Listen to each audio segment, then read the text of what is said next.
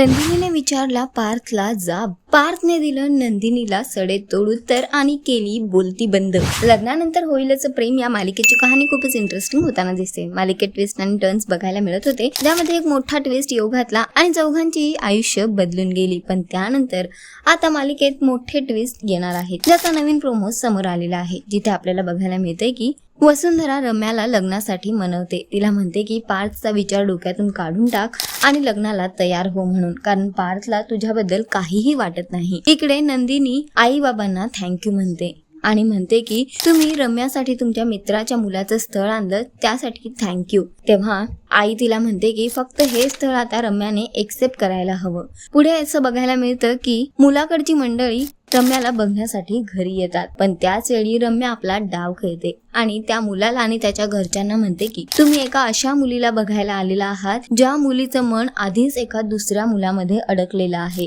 आणि तिचं लग्न सुद्धा झालेलं आहे. त्यावर ती म्हणते की माझं लग्न पार्थची ऑलरेडी झालेलं आहे आणि अशा मुलीशी तुम्ही स्थळ जोडायला आलेले आहात. हे ऐकल्यावर ती मंडळी घरातून निघून जातात आणि त्यानंतर मात्र नंदिनी खूप भडकते. नंदिनी सरळ पार्थच्या रूम मध्ये येऊन त्याला जाब विचारते. त्याला म्हणते की बाहेर जे काही झालं ते तुम्ही निमूटपणे ऐकत होतात, अशाने माझी बहीण या घरात सेफ राहील का? तेव्हा पार्थ तिला उत्तर देतो आणि म्हणतो की तुम्हाला काव्याची चिंता करायची आता गरज नाही, कारण ती काव्या पार्थ देशमुख आहे आणि माझ्या बायकोला सांभाळण्याची हिंमत माझ्यात आहे म्हणून, आणि तिची सुरक्षा करण्याची जबाबदारी माझी आहे. हे ऐकल्यावर मात्र नंदिनी तिथून निघून जाते. तर सध्या तरी मालिका खूपच इंटरेस्टिंग वळणावर सुरू आहे. बघणं फार महत्वाचं असणार आहे. या सगळ्या नात्यात आता पुढे काय वळण येणार. सध्या तरी शोचा ट्रॅक खूपच इंटरेस्टिंग होतोय. तुम्हाला किती आवडतोय हा ट्रॅक आम्हाला कमेंट करून नक्की सांगा आणि अशाच टेलिव्हिजन अपडेटसाठी टेलिगप्पाला लाईक शेअर सबस्क्राईब नक्की करा. नमस्कार.